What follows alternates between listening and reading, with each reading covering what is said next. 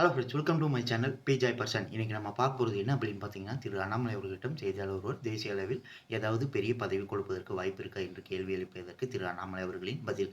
அண்ணே, நான் நல்லா இருக்க, ஆடு மாடோடு இருக்க, விவசாயம் பார்க்குற, நேரம் கிடைச்சா கோயிலுக்கு வரேன், தியானம் பண்ணுறேன், இந்தியா முழுவதும் உலகம் முழுவதும் சுற்றுவதற்கு ஒரு வாய்ப்பு, கட்சி சொல்கிற பணி அங்கங்கே செய்கிறேன். எனக்கு பேர்டன் ஆஃப் லீடர்ஷிப், இங்கு போகணும் அங்கே போகணும், தலைவராக இங்கே இருக்கணும் அங்கே இருக்கணும், அதையெல்லாம் தவிர்த்து வாழ்க்கையில் நிம்மதியாக இருக்க, அதே நேரத்தில் மக்கள் பணியில் பார்த்துருப்பீங்க, வீட்டுக்கு வெளியே மோர் வச்சு வெயிலில் போகிறவங்களுக்கு தினமும் 1000-2000 பேருக்கு கொடுப்பதற்கு ஒரு பெரிய பாக்கியம் இருக்குது. மக்கள் பணி இருக்குது, தேவையில்லாத பல வேலைகளை பார்க்குறது இல்லை. என்னோடய பணியை நான் பார்க்குற, புத்தகம் படிப்பதற்கு நிறையா நேரம் கிடைக்கும். குழந்தைகளோடு நேரம் செலவு செய்வதற்கு தந்தையாக மகனாக ரொம்ப நாள் கழித்து என் அப்பா அம்மா கூட உட்காந்து நிம்மதியாக சாப்பிட முடியுது.